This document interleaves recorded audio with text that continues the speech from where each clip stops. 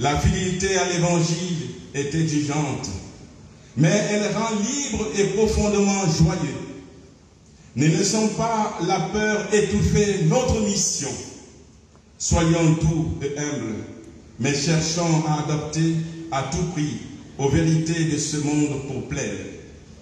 Avançons le Christ avec courage. Annonçons le Christ avec courage. Il est la vérité. Et lui seul peut combler nos cœurs. Chers pèlerins, ce pèlerinage ne s'arrête pas ici. Il continue là où vous êtes envoyés, à la maison, au travail, dans les villages, les quartiers, les périphéries où l'évangile attend d'être proclamé et vécu. Que chacun de nous puisse dire: nous avons été jugés dignes de souffrir pour le nom de Jésus, et encore plus dignes d'en témoigner avec joie. Ce sanctuaire devient notre Galilée spirituelle, le lieu où le Christ nous rejoint, non pour que nous restions ici, mais que vous soyez envoyés partout. Ne restez pas ici, laissez le sanctuaire pour nous. Nous allons garder ce sanctuaire pour vous, et l'année prochaine, vous allez le retrouver ici, dans un autre état, si Dieu le veut bien.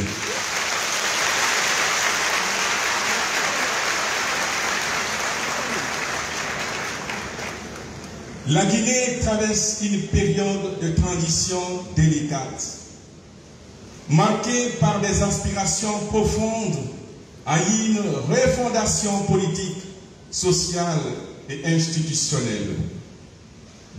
Mais dans tout processus de renouveau véritable, les résistances sont inévitables. Les interdictions, les blocages, les pressions peuvent se multiplier, venant de toutes parts, comme pour dissuader un peuple de poursuivre son projet de renaissance. Certaines de ces interdictions prennent la forme de pressions internationales. Des puissances étrangères inquiètes de voir leurs intérêts menacés cherchent à imposer silence et recul à une nation en marche vers sa souveraineté. Nous vous avons formellement interdit. D'autres interdictions naissent à l'intérieur, entre nous-mêmes. Elles peuvent cibler un parti politique, une radio libre, une chaîne de télévision indépendante. Nous vous avons formellement interdit. L'objectif souvent déguisé est de freiner l'élan, la volonté populaire de retourner le pays au point de départ. Cependant, dans des circonstances, il est vital de savoir ce que l'on est, ce que l'on veut et ce que l'on porte comme espérance. Il faut retenir cela, il faut tenir cela pour bon. Le peuple de Guinée ne peut renoncer à son droit de rêver et de rêver des grandes choses. Il faut rêver. Rêver à une nation plus développée, il faut rêver. Et on veut des gens qui savent rêver. Celui qui ne sait pas rêver, qu'il disparaisse de ce monde-là.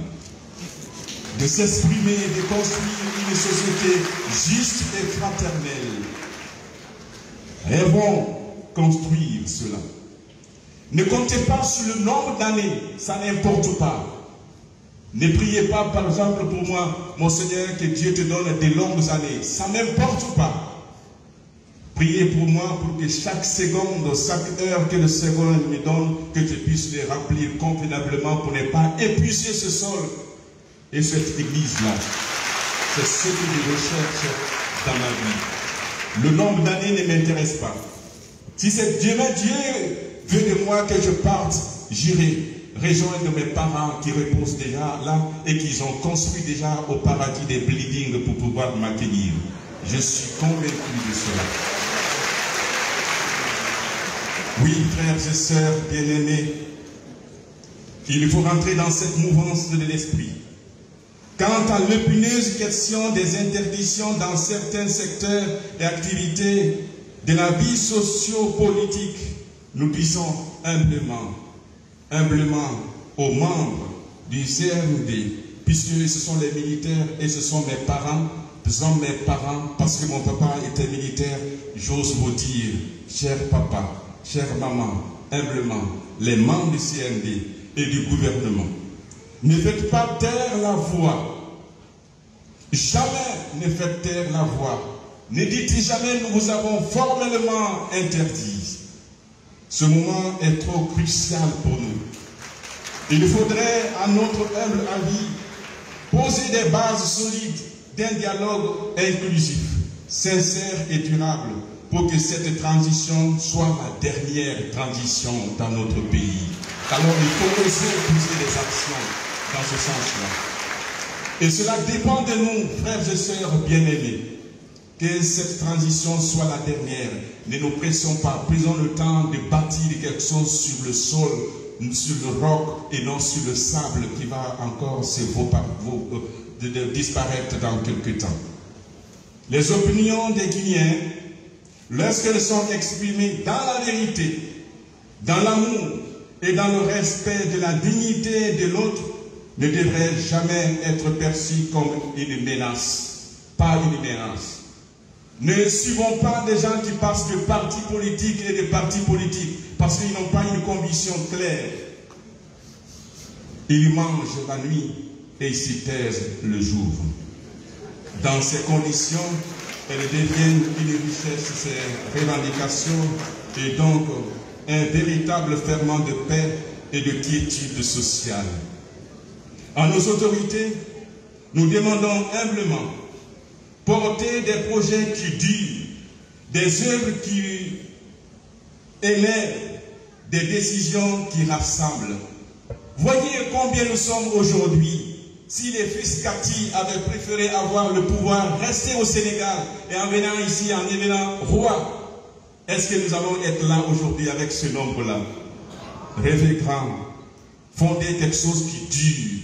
Nous sommes fiers de dire aujourd'hui qu'après 150 ans, c'est les frères Kati qui nous ont apporté de cela.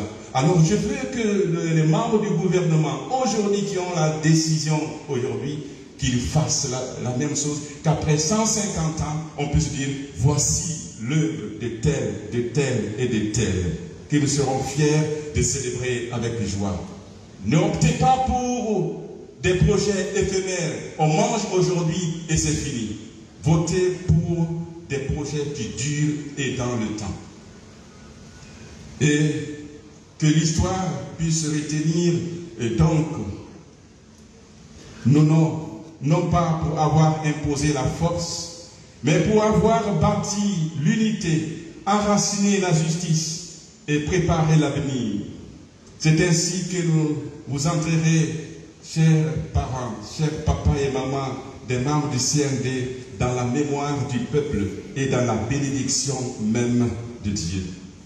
Que Notre-Dame de Guinée veille sur notre retour dans nos maisons, dans nos familles, qu'elle nous accompagne sur les chemins parfois rudes de la mission quotidienne et que la bénédiction de Dieu repose sur tous ceux qui ont contribué à la réussite de ce pèlerinage-là. Une lettre vous parviendra, vous tous qui avez donné quelque chose, et une messe sera célébrée dans le diocèse de Boké à votre intention, individuellement. Je m'engage avec mes prêtres et avec mes fidèles du diocèse de Boké. Nous célébrerons une messe solennelle pour chacun de vous. Vous tous, une messe sera célébrée pour vous. Frères et sœurs bien-aimés, gardons vivant l'élan de la foi reçue. Accueillons chaque jour la nouveauté de Dieu avec courage, avec joie, aujourd'hui, demain et pour les siècles des siècles.